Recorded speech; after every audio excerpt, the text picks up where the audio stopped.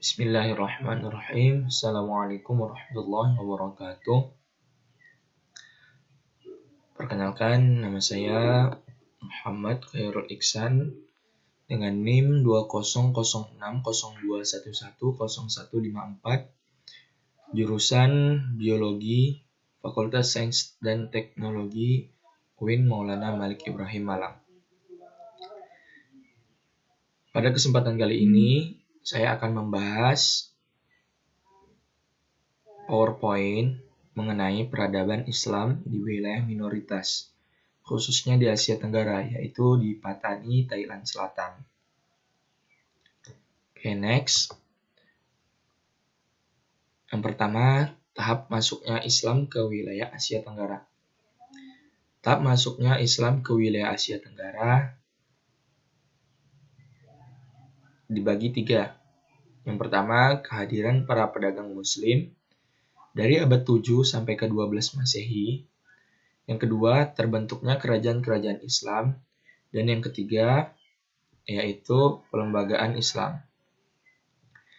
Untuk kehadiran para pedagang Muslim, yaitu karena berkembangnya jalur perdagangan, yaitu dari bangsa Arab melakukan perdagangan sampailah ke wilayah Asia Tenggara. Nah, diperkirakan para pedagang Muslim ini masuk ke Asia Tenggara itu pada abad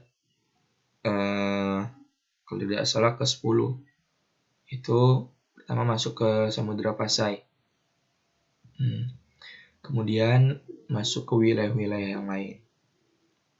Yang kedua, terbentuknya kerajaan-kerajaan Islam. Nah, karena masuknya kehadiran para pedagang Islam, para pedagang Muslim, kemudian maka Muslim-Muslim tersebut, orang-orang Muslim mendirikan kerajaan-kerajaan Islam, seperti kerajaan Samudra Pasai, kerajaan Demak, kerajaan Banten, dan kerajaan yang lainnya. Nah, dan kemudian pelembagaan Islam. Nah, karena pelembagaan Islam yang bagus, mulai dari administrasinya, bagaimana Islam itu sendiri berkembang. Nah, oleh karena itu, masuklah Islam ke wilayah Asia Tenggara. Oke, next. Kemudian proses masuknya Islam ke Thailand.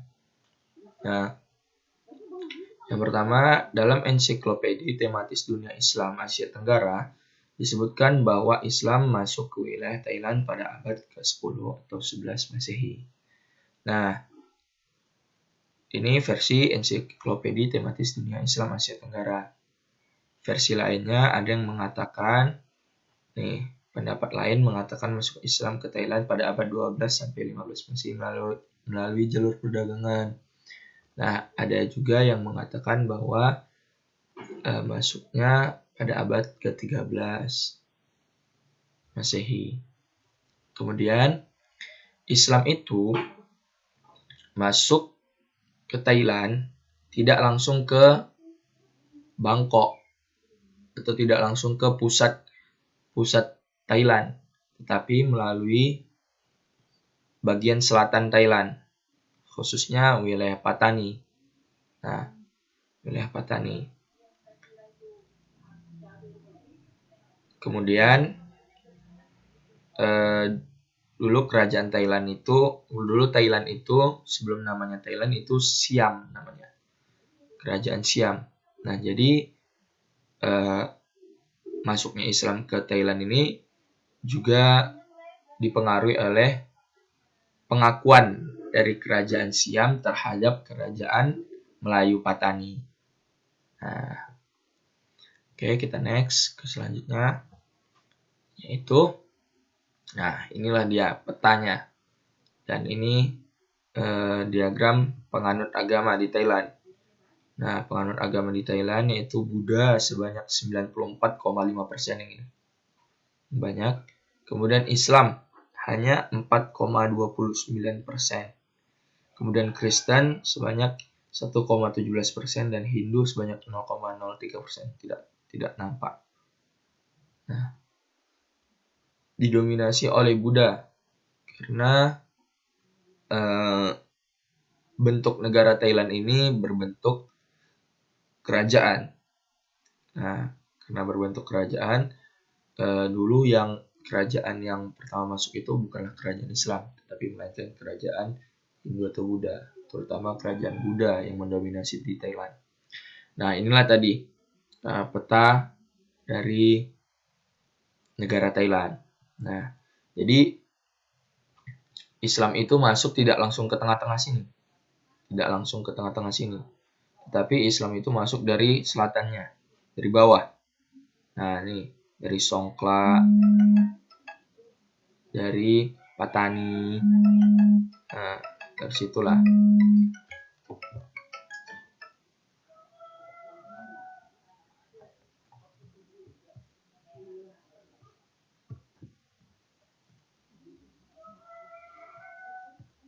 Ya, kita lanjut. Maaf tadi agak ada sedikit gangguan. Nah, jadi Islam itu masuk dari bagian selatan Thailand. Ini daerah Songkla, Patani, kemudian wilayah-wilayah di bawah ini. Nah, jadi ini termasuk namanya wilayah Melayu. Nah, ini adalah wilayah Melayu. Ada orang-orang Melayu banyak di sini. Nah, jadi tadi itu kerajaan Sukhothai. Pertama kerajaannya di sini. Nah, kemudian direbutlah oleh Ayutthaya sedikit sejarahnya. Nah, kemudian Ayutthaya inilah yang mengakui kerajaan Patani tadi di sini. Nah, dari sinilah Islam masuk ke daerah Thailand. Oke, kita lanjut.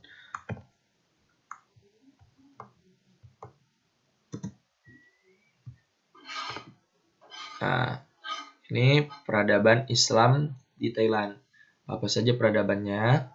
Yang pertama, pada abad ke-19, pekerja Muslim membantu kerajaan Thailand dengan mendirikan sebuah kanal dan sistem perairan di Krung Thep, Manakhon. Nah, jadi abad ke-19, pekerja Muslim itu membantu kerajaan Thailand dengan mendirikan sebuah kanal, sebuah sistem perairan, seperti kapal, feri, dan lain-lainnya, pelabuhan, gitu. Kemudian, pada tahun 1949, Muslim asli Thailand dan juga beberapa warga negara Indonesia yang tinggal di sana berhasil mendirikan sebuah masjid. Kemudian, peradabannya lagi, yaitu terdapat lukisan kuno yang menggambarkan bangsa Arab di Ayutthaya. Nah, ini tadi. Jadi, bangsa Arab itu sudah berpencar kemana-mana, yaitu lewat jalur perdagangan, dan juga ekspansi wilayah. Jadi, pada zaman Umar bin Khattab itu, bangsa Arab itu, orang-orang Arab sudah berpencar kemana-mana. Dan sampailah ke wilayah Asia Tenggara. Buktinya, terdapat lukisan kuno yang menggambarkan bangsa Arab, yang bertuliskan Arab di Ayutthaya, yang tadi di tengah-tengah Thailand tadi. Kemudian yang keempat, peradabannya Masjid Jawa. Ada Masjid Jawa di sana. Masjid Jawa itu salah satu masjid milik orang Indonesia yang bersuku Jawa. Nah, kemudian peradabannya, pemerintah Thailand juga membantu penerjemahan Al-Quran ke dalam bahasa Thai, serta membolehkan warga Muslim mendirikan masjid dan sekolah Muslim. Nah, jadi pemerintah Thailand juga ikut andil dalam melakukan peradaban Islam di Thailand dengan menerjemahkan Al-Quran ke dalam bahasa Thai, sehingga orang-orang Thailand juga bisa mempelajari Al-Quran, serta membolehkan warga Muslim atau umat Muslim mendirikan masjid dan sekolah Muslim di wilayah Thailand sana. Kemudian peradaban lainnya, tercatat lebih dari 2000 masjid dan 200 sekolah muslim yang sudah dibangun di Thailand. Nah, ternyata peradaban di Thailand itu sudah sangat pesat. Nah, ini data terkini. Jadi, peradaban Islam di Thailand itu sekarang sudah sangat pesat. Baik, kita lanjut ke slide terakhir. Nah, ini problematika Muslim minoritas Patani Thailand Selatan dahulu, sejarahnya sebelum berkembang pesat seperti sekarang. Nah, jadi problematika Muslim minoritas, problematika Muslim di Patani di Thailand dulu. Yang pertama adalah para Muslim Melayu Patani diharuskan untuk memakai pakaian bukan Melayu. Nah, orang Patani ini adalah orang Melayu. Jadi dulu sebutannya itu Melayu Darussalam. Nah, orang Patani ini. Jadi semenjak mereka dikuasai oleh kerajaan Siam tadi, ini pada tahun 1700-an begitu. Nah, jadi mereka itu diharuskan memakai pakaian yang bukan Melayu. Mereka harus mewajibkan memakai pakaian Thai atau memakai pakaian orang Thailand gitu. Nah, kemudian apabila mereka hendak memasuki sekolah-sekolah pemerintah atau mencari pekerjaan dalam dinas pemerintahan, mereka diwajibkan mengadopsi nama-nama Thai. Thai ini julukan untuk Thailand. Nah, harus mengadopsi nama-nama Thailand. Nah, jadi mereka nggak boleh pakai nama mereka. Misalnya nama mereka Muhammad Yusuf Qardawi diganti menjadi nama Thai. Nah, itu apa nama Thai ya? Nah, seperti itulah. Kemudian yang ketiga, bahasa Melayu dilarang diajarkan di sekolah-sekolah negeri atau digunakan dalam percakapan dengan para pejabat pemerintah. Jadi bahasa Melayu, bahasanya orang-orang Melayu Patani ini dilarang diajarkan di sekolah-sekolah negeri atau dilarang dalam percakapan sehari-hari dengan para pejabat pemerintah. Kalau mereka-mereka aja boleh, tapi kepada para pejabat pemerintah seperti Dewan Perwakilannya mungkin, atau Perdana Menterinya, karena kerajaan kan Perdana Menteri dilarang memakai bahasa Melayu dan wajib memakai bahasa Thai. Kemudian Muslim Melayu disebut juga Muslim Thai atau Khai yang berkonotasi pendatang.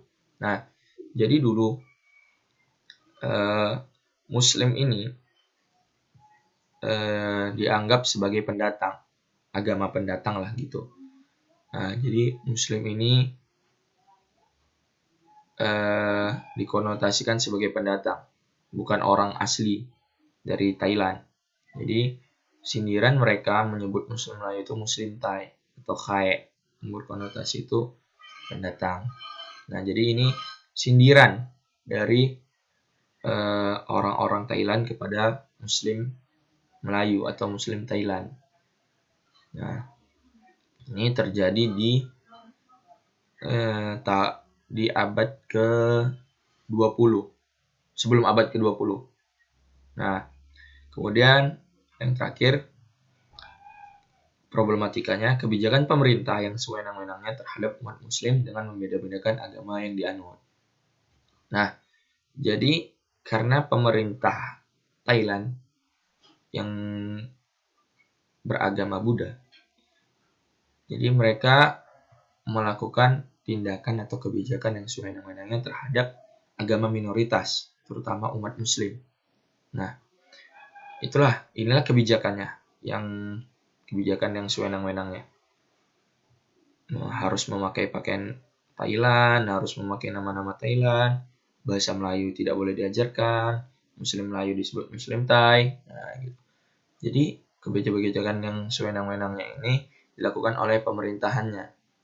Nah, puncaknya pada 2004 terjadilah pertikaian antara Muslim Thailand dengan pemerintahan, sehingga mengakibatkan 200 orang Muslim Thailand meninggal. Muslim. Nah, itu gejolak-gejolak tersebut terjadi dan puncaknya itu pada tahun 2004. Nah, itulah terjadi pertikaian besar-besaran terhadap pemerintah. Nah, namun sekarang antara pemerintah dan umat muslim sudah sejalan. Jadi alhamdulillah sudah tidak ada lagi pertikaian-pertikaian antara pemerintah dan warganya, terutama umat muslim. Nah, jadi yang saya baca pun, saya lihat video-video di YouTube yang beredar bahwasanya pada tahun 2018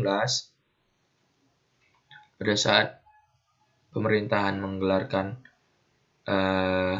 menggelar suatu acara, raja dari Thailand pun ikut bersolawat pada Nabi Muhammad SAW. Itu membuktikan bahwasanya sekarang antara pemerintah dan umat muslim sudah sejalan, sudah tidak ada lagi pertikaian. Nah, oke, habis. Itulah tadi peradaban Islam atau sejarah peradaban Islam di wilayah minoritas di Asia Tenggara, yaitu Patani di Thailand Selatan. Baiklah, terima kasih. Terima kasih atas segala kesempatan. Terima kasih sudah melihat videonya. Semoga bermanfaat bagi kita semua, terkhususnya diri saya sendiri. Semoga menambah wawasan buat kita semua dan menambah ilmu buat kita semua. Mohon maaf atas kesalahan dan kekurangan dalam penyampaian materi. Lebih dan kurang saya mohon maaf. Wabillahi taufiq wal hidayah. Assalamualaikum warahmatullahi wabarakatuh.